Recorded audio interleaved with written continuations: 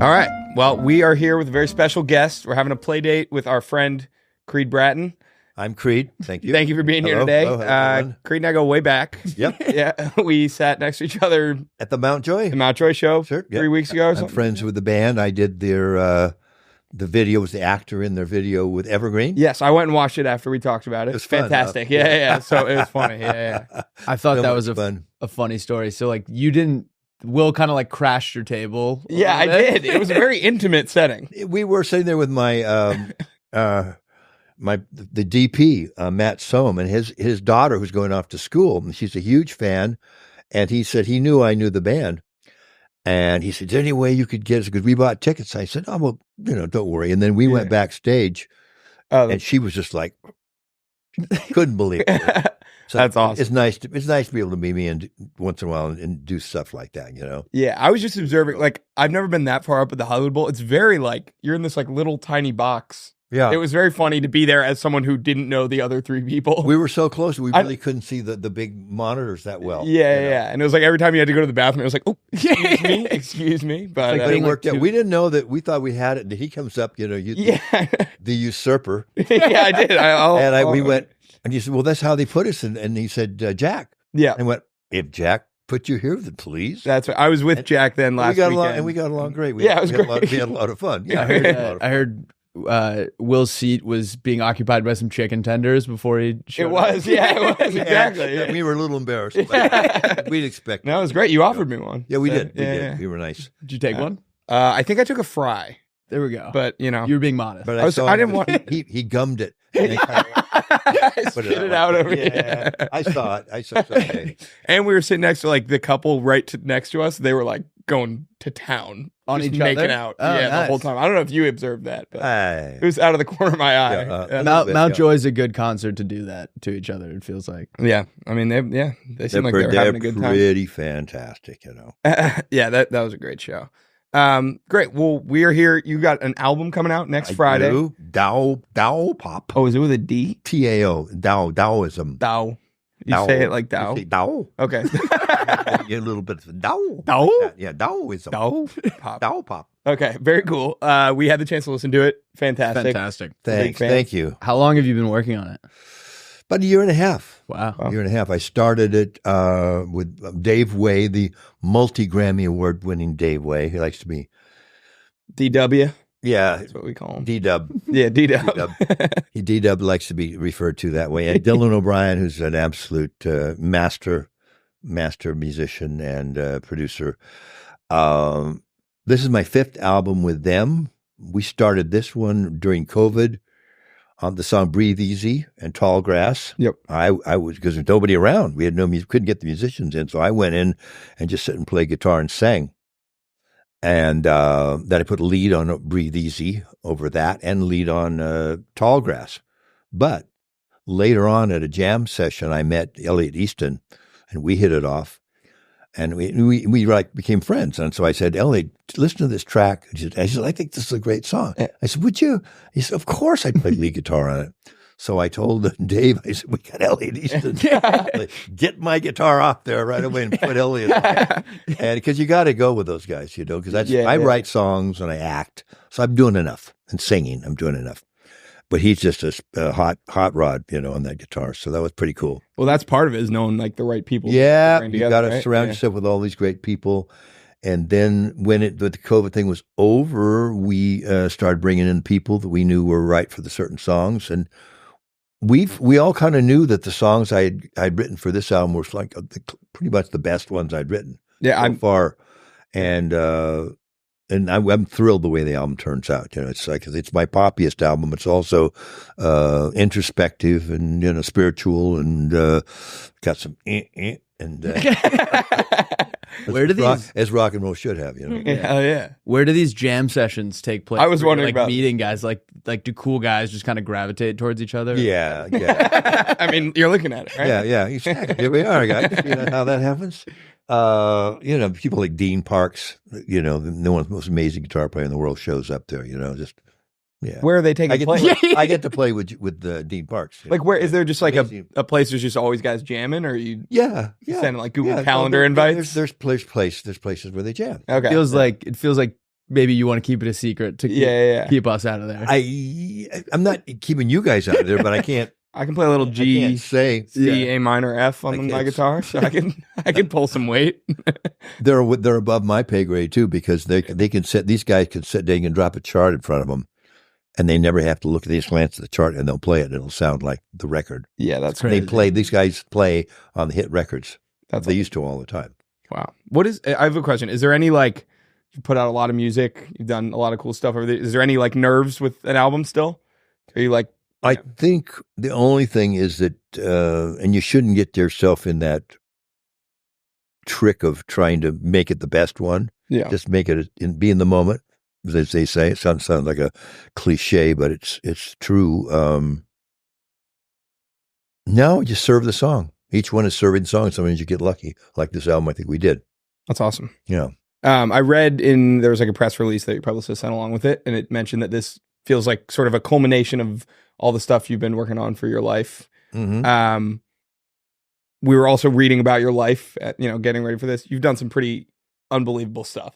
So we have to ask. We got to go all the way back. I'm reading about like the 60s. You're like on the streets in Algeria, not eating for 4 days and stuff like that. Like, what gets you out of the U.S. on this? Like, I know you had this adventure all around the world, kind of at a young age.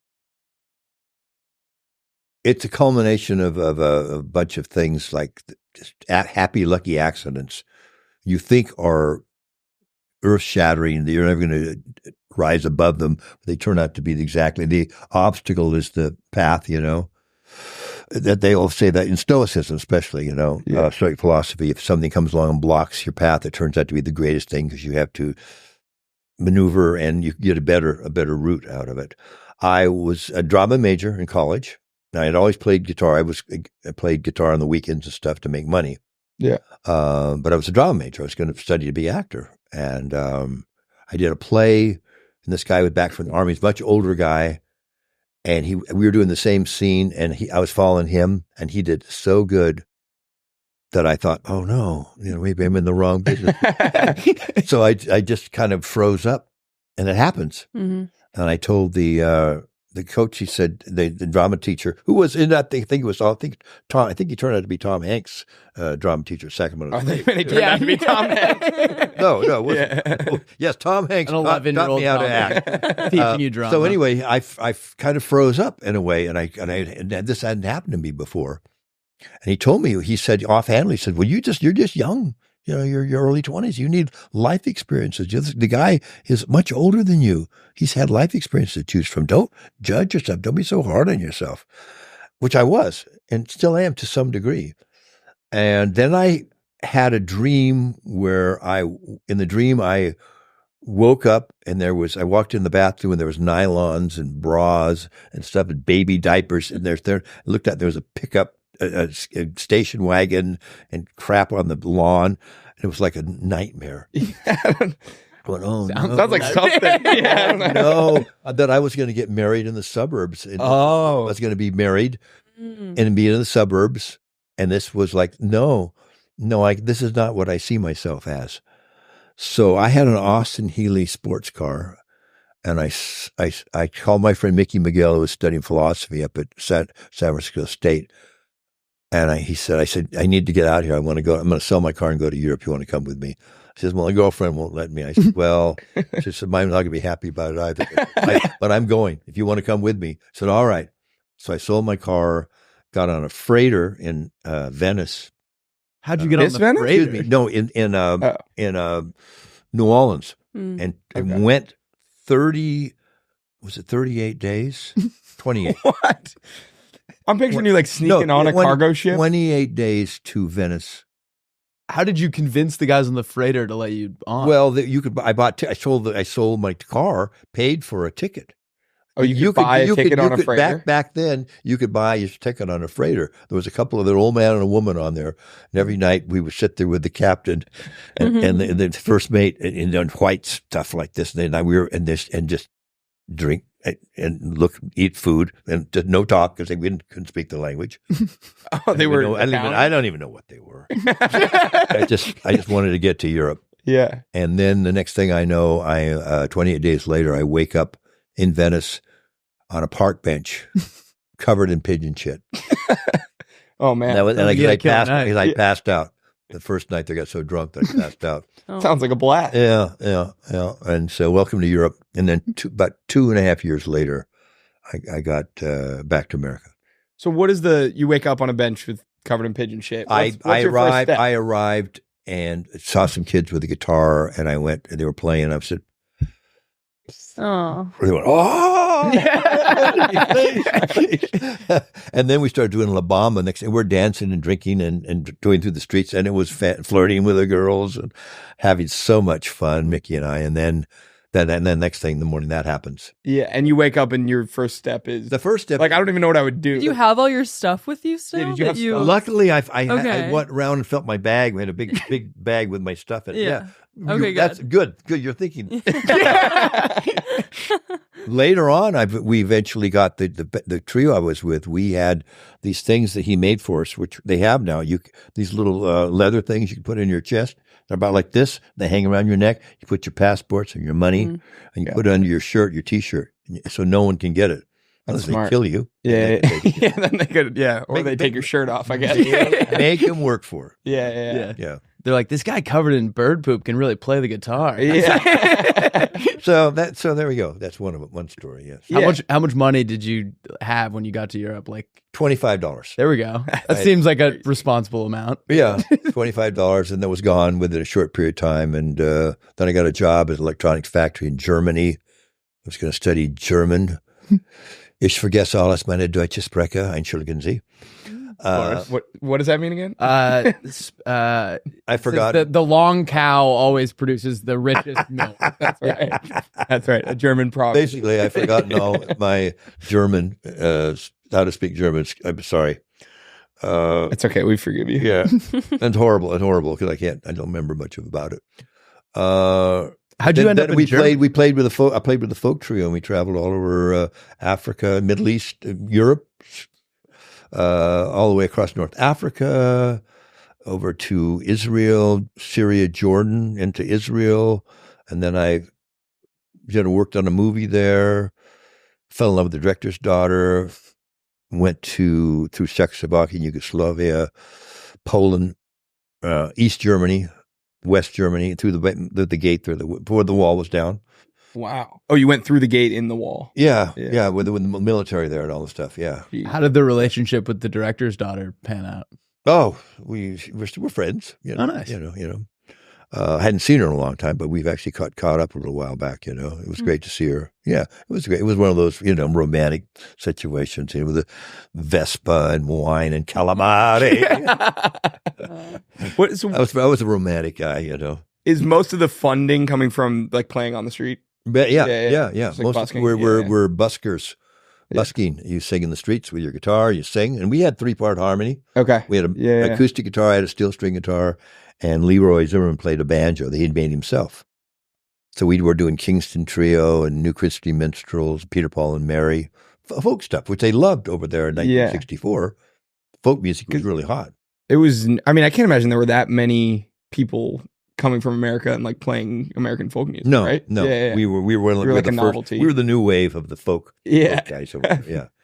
Yeah. It was pretty incredible. It was the best thing. And that was, again, I had that image, that impression. My intuition told me this is what I got to do. It was the best move of my life. That's crazy. Maybe we should do something like that. If your little voice, and I'll tell you too, young lady. No, your little voice tells you.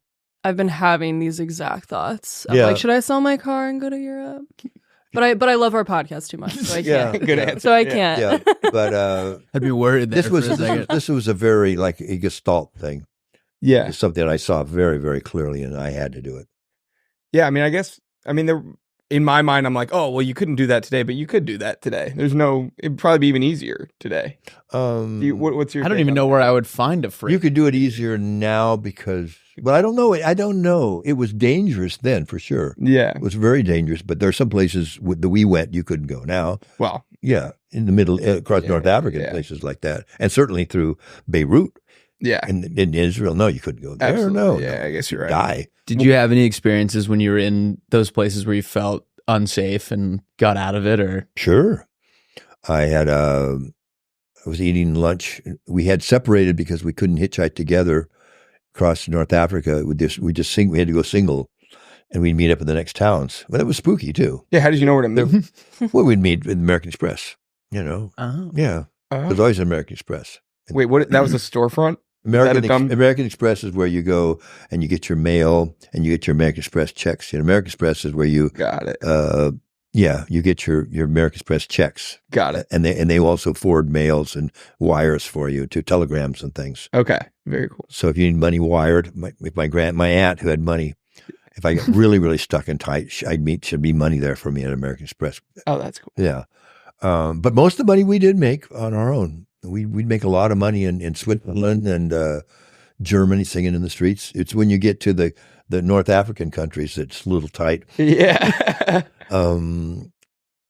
I was sitting on the side of the street having lunch, and these kids came up and started pulling my hair. Beetle. They said, Beetle. Get the fuck away. She beetle this. I'll beetle you. You know? And I'm tired, you know, and I haven't eaten, you know, and I'm really starting to get skinny because I'm running out of food and dirty. I hadn't bathed in weeks. Oh no, it was rough. It was rough. And I got so bad that I got infantile. It's a disease from dirt. Oh, where I had scabs on my body from dirt. Oh yeah. So it's not for the faint of heart. This stuff. Yeah, I might hang here for like a few more years at least. You're kind of crushing Will and I's Europe dreams right now. There was no place to go in North Africa. You know? Yeah, and we were sleeping on the side of the road in sleeping bags in the dirt. Jeez. So even the kids were pulling, and finally I got up and I had enough, and I was just they were around me like this, and they get in your face. So I just pushed this to get them away from me. And there was silence. I looked around and went, uh-oh. That was probably not a good move, you know? And everyone's going, hey, talk on. I'm sorry, that sounds racist. You're good. That's a horrible thing to do. But whatever, I couldn't speak the language, you know? Yeah. And I was looked, it like and I went, I said, I'm sorry. I said, I put, no. And I went, sorry, like this. Too late. They're going, you. And well, that's it's not verbatim, but not verbatim. Yeah, something to that effect. I'm paraphrasing. Yeah.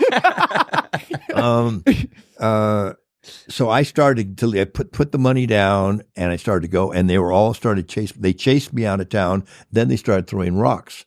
I had to take my guitar, my Clara, my German guitar, put it behind my back, and ding, ding, rocks. I'm the only person who gets stoned out of a village since like, Jesus. how do these guys have such good aim? Yeah. First person since Jesus. Yeah. So you weren't with your buddy. You were alone at this myself. point. Okay. By myself. Wow. Because they had to split up and meet at the American. Oh, right. I had a knife pulled on me in God. Tangiers in the back streets. I was really high on hashish. I'd taken this girl away from this guy.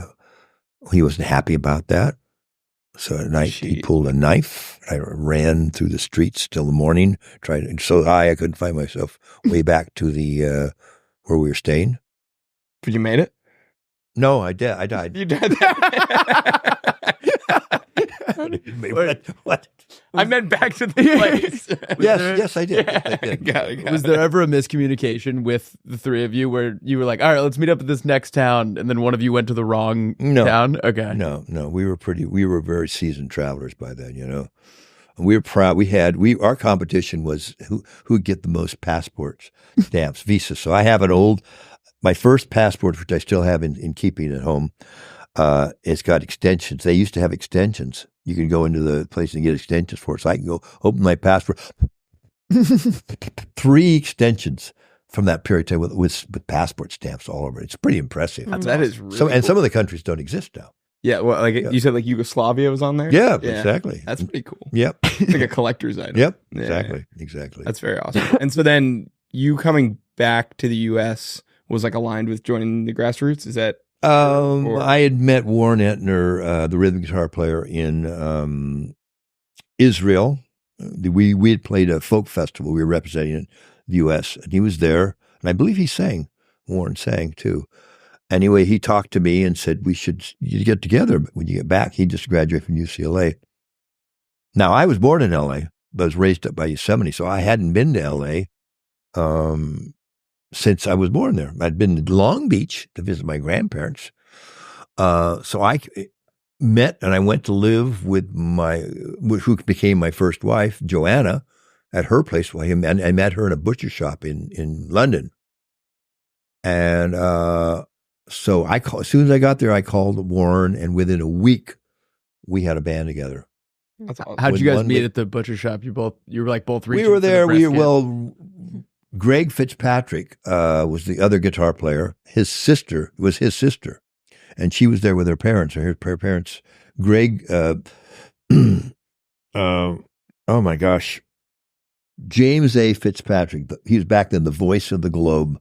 He was quite a big deal, quite a big producer, and he directed travelogues. And at one time, James A. Fitzpatrick's face was in place of the lion for MGM logo. So instead of the R MGM logo, it was. It'd be funny if it was his face, but still that sound. Yeah, but it wasn't. No. Okay, I'm sorry. I got carried away. My imagination. You took a swing. You took a swing. It was good. It was good. Yeah. So I think you guys should go. I mean, if you haven't been to Europe, you haven't been to Europe. I have been to Europe. You've been? Did you? I studied in Amsterdam. I've never been. Yeah, I studied in Spain. I was supposed to. You need to go. I know. You need to see yourself on the planet and see the relationship with other people. I know. Spain is my number one. My son and my daughter-in-law took my granddaughters there, and they just love they live in Florida, but they said if they weren't going to go there, they would live in the south of Spain. Wow. They love it. Maybe Portugal, too. I've got friends of mine. Yeah. My good friend Phil Klein, his mother goes over there every year now to this island off of Portugal. It's pretty great. That sounds fantastic. That's probably where I'll go when I finish this tour in Europe. I may go to Portugal for like long term. No, Oh, okay. just for a week or Just so, to visit. just to check it out. Yeah. Yeah. There we go. So, yes. So excitement almost died. Pulled it around. The deal with this career stuff is perseverance. Yeah. It's not really about talent because there's a lot of untalented people who get lucky. People can get lucky, but only the people who persevere and stick with it. Yeah. Will achieve what they got to achieve. Well, we're about a year into our journey. We moved out here about a year ago. Yeah. So No knives or guns. We got to not yet. We pull them on each other sometimes. But I got tased. I felt. I feel the animosity here. Yeah. It's like Tell him, right? Yeah. I was Tell him leaving when he work got tased. right here on Abbot Kinney, and a guy tased me out front. It was like a group of teenagers. Kids, yeah. Yeah, it was they like surrounded me, and one of them tased me, and then they all pointed and started laughing at me. When? Like 6 months ago. It was crazy. And are you serious? Yeah, it was crazy. What's going on here in I was Vegas? like, and then I was getting rough, huh? In the hood. It's rough. Yeah. Yeah. They tased me right outside of like the Madewell store. And why is this something that goes on all the time with other people? No, I think they sensed that he wasn't going to do anything. Yeah, I think they clocked me. Not a threat. They were like actual children, like 12, 13-year-old kids that were like. Why had gotten their didn't you hands on just something. go in there and put this right in somebody's nose? Thought about it. I think I might have. No, been man. bad luck. You didn't. You don't allow people Yeah. to do that. No. I would. I fought back. I just walked away. I've My stepdad at a young age taught me to get violent. Oh yeah. Do that to you. Yeah. I've only that's had war. You thrown some punches in your day? No, not a fighter, but I certainly got cornered and had to get out of situations. Yeah. You just do. I'm not a fighter, no, but I will defend myself, Absolutely. and I can get nasty if I have to. Yeah, I think Not now. Hopefully we don't see that. I'm in my 80s, but still, I guess I don't know. Yeah. We'll see. I think we're pretty bad at confrontation. I got punched in the face one time. Did you really? We were leaving a bar, and my friend like left his girlfriend with us and was like, "Can you just like keep an eye on her or whatever?" And we were walking out, and this guy like shouldered her, and I turned around to like wag my finger in his face, and before I got a word out, he punched me and split my lip. And I was the only time I'll ever put myself in this situation. It was like it hurt so much more than I thought it was going man. to. I like in the movies I thought you get like punched and then you can like keep your footing. I got punched and just went down and was like, ow. It hurt. No, those people are You're achieving things, right? You're doing stuff. The people that do that are just fearful. Yeah. Yeah, fearful, and they're not I don't really see those guys, the bullies, achieving much. Yeah. No. No. I'd like Unfortunately, it's sad. Don't punch these kids out anymore, guys. Thank you. Please stop Put out like a PSA. Yeah. Stop hitting We're us. nice guys. Please stop Wear hitting little us. things that don't hit me. Yeah. That would work. Creed's coming for you. If you Yeah. do it. Yeah. No, but I don't want to start people testing the old man out. I got bullied in the mall last week. We were. Oh yeah, I was, you did get bullied. I'm getting really into Legos, and I was leaving with my Legos. Well, I think that's the problem right there. And yeah, it's low hanging fruit. And I was like practically skipping back to my car. I was so excited, and then these girls made fun of my Legos and like hysterically started laughing, and then drove off. Wait 1 second. So the girls tased you, and then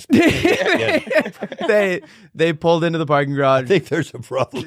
And said, yeah, I guess being 23 and carrying around a giant Lego bag is kind of like asking for it a little bit. Cool. Yeah. We have a couple of games we want to play with you if you're down to What play. kind of games, first of all? First one is called Creed, or Creed. We're going to give you a quote, and you tell us if it's a quote that you said, a quote from the band Creed, a quote from the movie Creed, or a quote from the Apostles' Creed. Okay. I'll play. Sound good? All right, let's do it. All right. This is Creed, or Creed. That is Creed, or Creed. Well said. And let's play. All right, start us off. Or not, we got it. Is it We have it on our phones. Oh, I thought you That's were a sending different- me. that's a different Different game. game. All right. All right. Sometimes the greatest battle you'll ever fight is the one with yourself. The movie, Rocky. That was Creed. Creed the band. That was Creed the band. That's Creed the band? yeah. Yeah. Oh, first of all, I've never heard the band. So I'm just stabbing him. You've never been curious? No. the name? No. Yeah. No. All right. No. I'm not offended by homosexuality. In the 60s, I made love to many women, often outdoors in the mud and rain. It's possible that a man could have slipped in there. There'd be no way of knowing. Well, That was actually the Apostles' Creed. I believe in the Holy Spirit, the Holy Catholic Church, the communion of saints, the forgiveness of sins, and the resurrection of the body and life everlasting. is that from the Apostles' Creed? That is. Yeah. I would hope so. I can't see Burgess Meredith doing that one. If you want to change things in a big way, you got to make some big changes. The movie? Yes, that was Creed 2. Creed 2. Okay, good. All right. I'll just say the movie when we. Yeah. We'll give you the whole franchise Yeah, under that please, thank blanket. you. Yeah. I believe in God, the Father Almighty, creator of heaven and earth. Is that the band?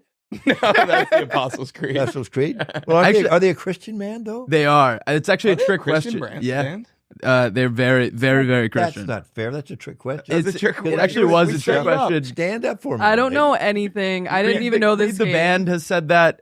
Creed the movie has said that, and you have also said that at some Yeah, point. okay. You'd gone to Europe, you'd have stood up. I know, All right, you're all right. right. Finally, or no, second to last. I've been involved in a number of cults, both as a leader right. and a follower. You have more fun as a follower, but you make more money as a leader. The thing is that this character that I got to portray, I speak of myself in the third person a lot. He's become a not only iconic but a cult. Yeah. Yeah. The whole show is part of the zeitgeist, as we know. Of course. But myself has this. I have this little following where there's cults of Creed around the country, and this is no joke. About 6 months ago, my attorney called and she said, "There's a group in Norway," and I said, "The Creed cult." And I went, and what they do is they have pictures of me, little shrines, and with little quotes of my stuff like that, and it plays my songs behind it, These people had sacrificed a small animal in my name. Are you serious? Good Lord. And small I called them up and I said, "I appreciate the gesture.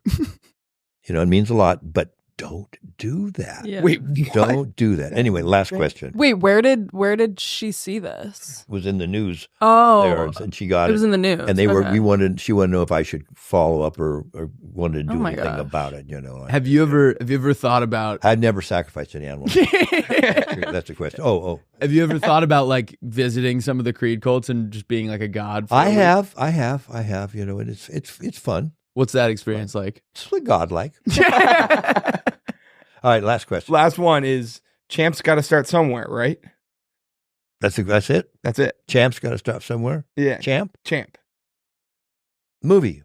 Bingo. Bingo. Like they're pretty good though. I think Yeah, you I think got you 100%. Yeah. No, I didn't. Oh yeah, you got one wrong about The Apostles' Creed. Yeah, But I thought that was a trick question. I don't think Yeah. I was cheated on that, but I did pretty good. Well, thanks for playing Creed, All right. Creed, or Creed. I'm And sure that you was play that Creed, game a lot. Creed, and Creed. All right, cool. Wait, is there any truth to the cult quote at all in terms of your personal life outside of the cult? Around No, I've was never any cults. You know, Okay. You know, But I am curious about. I feel like you I've were. had women in white diaphanous gowns come up to me and lead me up to mysterious places. You know, burn incense and chant things. But you know, that was just for you know, It was the 60s. It was just- that was a hookup. You know, it was the '60s exactly. So all right, All right. in the '60s, you're then in this huge rock band, the Right. Grassroots, Yeah. putting out chart-topping singles. I'm curious, like your reflection on that. I mean, it seems like kind of a very fascinating like time in American music too. It was like rock was. I don't know. Well, what's your take on it? I guess. When you're, it's hard to be objective if you're the object. Yeah. You're there Fair. in it. You don't see it that way. Now I realize how lucky we were and how great and how much great music was coming out of that time. But that time it was just, we were doing the music, recording the albums, touring, Yeah. and it was just a blast. We just had a lot of fun, you know. Yeah. Did you have interaction with any like other big bands from that era? When we toured with, we played up in the Fillmore quite a bit, you know. We played with Moby Grape and the Young Rascals and Janis Joplin, and we toured with the Doors. I became good friends with the Doors. Wow. Beach Boys, Creedence Clearwater, Steppenwolf, Three Dog Night, Hendrix. We played with Hendrix at the Devonshire Downs. We played with most everybody. We did the Tonight Show and Johnny Carson Show and Yeah. Hollywood Palace and all those shows like that. You ever go to Hanano's with Jim Morrison? Hmm? You know that bar? I was friends with the three members, Ray and Robbie and John. John Got it. turned was my best friend at that time. Became my best man at my wedding, in fact. Oh wow. But no, not Jim. He wasn't approachable that way. Gotcha. You know? There's a lot of legend about him here. In Yeah. Dallas. There's Our like Yeah. favorite Yeah. bar. Apparently, he used Yeah. to go and write songs there. Yeah, no, his lyrics were fantastic. You know. Yeah, that's unbelievable. Yeah. And I've heard about you had there's a story I've heard you tell about the Fillmore, a Mhm. crazy experience Yep. there. Well, that's been documented so much. Yeah, but you hung brain. Is that true? I did. No, I didn't. Oh, I thought you took your pants off. Yeah, I did. Uh, but I had a long gauze top. okay, You know? So I dropped my pants, sure. got it. And maybe they saw my knees or, you know, the knobby knee and I don't know how It was the lighting. It was the lighting, you know. Yeah. CGI. I don't know how they did it, but no. Maybe when I walking off and did this, Yeah. that I'm they sure. may have Yeah. seen old blue, but I don't. What prompted It you to wasn't take the your idea pants to off? do that. I was just really high, really, really high. Happens. You mentioned CGI. I know like a big theme of your album too is kind of like AI, especially with like the cover art and some Mm-hmm. of the lyrics on the songs. Are you worried about AI? Well, yeah, we I think screwed? everybody should be worried about to some extent. I wrote the song "Chip in My Brain." Yeah. And saw that image when I was meditating that I finally got on the cover. That's my idea, that cover. After reading Ray Kurzweil's "The Singularity is Near," he talks in 2045 the AIs will become sentient and they'll start collaborating with each other, and then it'll be exponentially it'll go, and we're just going to be little babies compared to that mentally. It's a terrifying thought. It's a terrifying thought. It's a terrifying thought. If that does happen, it potentially could happen. We obviously sci-fi and everything. People say no, it's not going to happen, but it certainly could. And I think we should. We have to keep control of it for sure. I think it's no joke. Do you think AI will ever be able to do podcasts? Probably not, right? I think right now there could be, he sits there like, water? No, thank you, I don't drink. Would you like, you're comfortable? I'm always comfortable. So would you like to know? And they could happen. Robin Williams could have taken that bit and done it much. But so you're big into meditation. When did you get into that? How did you discover it? About early 70s. I was working with Henry Louis, who was Joni Mitchell's producer. Wow. And a wonderful, wonderful man. And he took a liking to me and liked my voice and my songs at the time. So he'd take me in the studio and record my stuff, and he introduced me to Peter White, who produced some of my earlier albums after Henry did. And his wife, Nadine, initiated James Ralston, who was a bass player. And he ended up to be a singer with Steely Dan. I think background singer with Steely Dan. And it was, wow, it was so, I felt like it was high. After the first time you do the initiation and you get your mantra and you go and you do your 20 minutes mantra, your meditation, you come out and you go, your eyesight is clear. So I've been doing it ever since. Wow. And a lot of my songs and a lot of my imagery for the albums and just what to do for the day, what to do for the future, becomes very, very clear. I think, and it also just calms you down. And I'm a little like Warren Zevon, I'm an excitable boy, so I need to do everything I can to cool it. Yeah, meditation helps. What is the mantra? I can't tell you.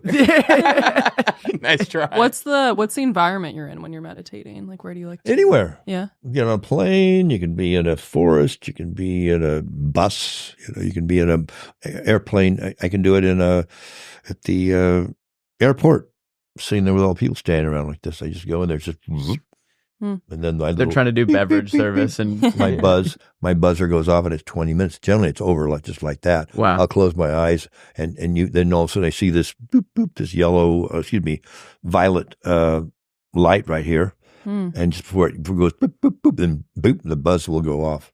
You like set a timer on your phone? 20 minutes, yeah. Wow. I tried to do it once. And I'm like too ADHD. No, I know, right? Yeah, I'm pretty dedicated to the crap. No, I had a friend try to show me once, and I don't know. I guess there's a little bit of skill required there to get there. I knew that I needed it. Yeah, I knew that I needed it. I mean, I think we probably. But it took a long time for me not to get restless and have all these interfering thoughts. Well, that's what. Yeah, it was just like my brain was. That's everybody does that. Everything, but it took years, and now I don't. There's no thoughts. I just close my eyes and boop, I'm there. Just the sound, a vibration, and then it's over like that. What are some tips you would give to someone trying to get into meditation? Stay with it. Okay. Stay with it. Don't worry if you keep going to the thoughts. That's totally normal. Don't berate yourself. Don't get hard on your case. Get all flustered. Just go. The thoughts come. Let them go away. Go back to the sound. Go back to whatever you're using. Everyone has a different mantra or a sound that they use. There's a lot of books. There's a lot of stuff on this, but far more knowledgeable than I am. So that you probably shouldn't get information from me. Don't kill any animals. So another thing that we haven't really talked about is you were on this hit TV show, The Office. Oh, yeah. Right. The Office. We're all big fans. Forgot about that. Love your work on that. Thank you. And I think it's an interesting story. I was reading a little bit about like how you got involved with that. Is it true that did you call Ricky Gervais or did you call the director? What was that story? What happened is I, about a year and a half, I was working on Bernie Mac. Mm-hmm. About a year and a half before there was any talk about, before even Ben Silverman had approached Ricky Gervais and got the rights for the American Office. I was visiting. We had a hiatus from Bernie Mac. I was in London visiting some friends. having lunch, and there was a little Yorkshire Terrier across the room. I was sitting there with this couple that I knew, been known for years. Yip, yip, yip, yip, yip, yip, yip, yip, yip, yip, yip, yip, yip, yip. Oh, Jesus. But it got to the point where it was just like high pitched and it's piercing. It was in there and my teeth were starting to hurt. I said, okay, I'm not going to do this. I'm just, oh man, it was getting angry. It was getting to me, and I wasn't stoic. I let it get to me, and I was just about ready to come unglued, and I got to the point where I had it. I was standing up. I look up, and at the same time, I saw another guy across the restaurant, and he was heading for the dog. And I stood up and went, stop right there. Before I could say, let me kick him, Ricky Gervais was sitting in the restaurant. And he's like a cute little wombat of a guy, and he went, oh, brave American, you saved the dog. He picks up the dog starts biting him. He said, isn't that nice? Isn't that nice? How sweet, this big American. And so I looked at the other guy and we just, it's his problem. The dog is his problem. So now I get back and I get to hear about this, show, one of my favorite shows in the world. I get a chance to get on in the background. I cut my own audition. I write the character out. They were still vacillating whether I was going to be on the show. And I had my agent call Ricky Gervais's agent and said, hey, remember a couple of years ago when that guy was in there and he saved the guy, that little dog, from getting kicked? And I really apologize, Ricky, that I've lied to you all these years about that. So I'm sorry, but now that I'm not on the reboot, though, I figure it's okay, Yeah. So the agent went and talked to Ricky and said, "Oh yeah, it was him. That was Creed Bratton, the guy that's been on the." Yes, he said, "Of course." He said, they gave me the okay. Wow, that's awesome. Just because I. Thank God I didn't kick that dog. Yeah, I could have gone a whole different direction. Yeah, exactly. It was a career move. Yeah, exactly. That was good intuition, I guess. Your lines on the show, how much of that were you involved with? Very well. I saw occasionally, but nothing like Steve or Rain. Okay, yeah, or especially Zach Wood. Oh, really? Zach, oh my God, Zach's just an incredible improv. Yeah, brilliant. No, people thought I was stoned and just talking out the top of my head. It was all scripted. We heard the backstory that you made for Creed was that he passed out on a bus. And Yep. He OD'd he had passed out on a bus, ended up in Scranton. Then he was in a dumpster outside of Dunfermline, and a guy, who's the guy that got his head? Ed Truck found me. Ed Truck found me, and this is what I wrote. This is what I shot for my thing. Yeah. And he brought me in to give me a job, and I was useless. I was useless at work.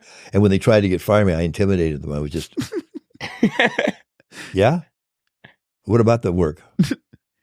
What are you saying? What are you fucking saying? And then Ed would just run away. And then I stayed there. Yeah. You made him a psychic, right? Like I was a psychic. Right. I was a psychic, and people would come over to me and like Halpert, the skinny guy. Yeah. Tall, skinny guy. And he'd go, hey, and I would just throw him my stapler because I knew that's what he wanted. And they never used that, but they used some of the stuff, Yeah. And then they took it far beyond where I had it, made him very darker than I had him too. Oh yeah, you get arrested at the end. Oh my God, so much fun. But there's at the very end they do talk about the grassroots. Yeah, but they have talked about it on deleted scenes. That's what I was going to say. They kind of cut it a few times, right? Greg Daniels wanted to bring me in as a former rock star. Yeah, he liked the idea, and there I was. They had this rock star actor, and why not use him? Yeah. Which I thought was great. It helped my career immensely. Mm-hmm. But I played guitar for a Booze Cruise episode. They talked about the grassroots. That got deleted. There's another scene with a guy, and I'm in the break room, grabbing a fruit or something like that, and the guy's in there. Somebody, I don't know what he was doing there. He goes, "Hey, aren't you Creed Bratton from the grassroots?" I said, "I am indeed. How are you?" And he said, I wrote your obituary. And then I come to a talking head where I said, I collect money. I collect my widow's money. That's fantastic. And That's so under the name, yeah. But no one ever saw that until the finale. Yeah. Till I played my song "All the Faces" on the finale. That's like one of the most beautiful moments in that. Oh, thank you. I got teared up.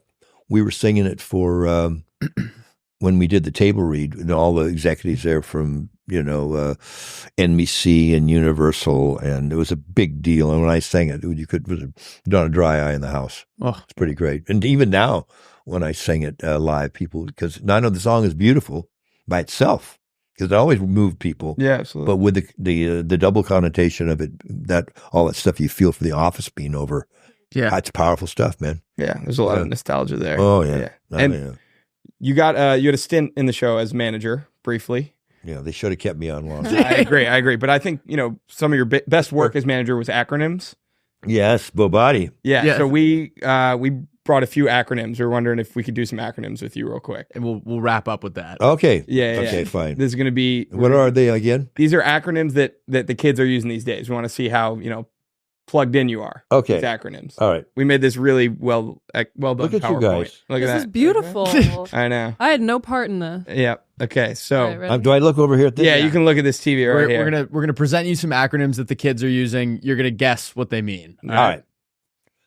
Goat. Greatest of all times. Bingo. Yes. Bang. Well done. Meryl Streep has a cat.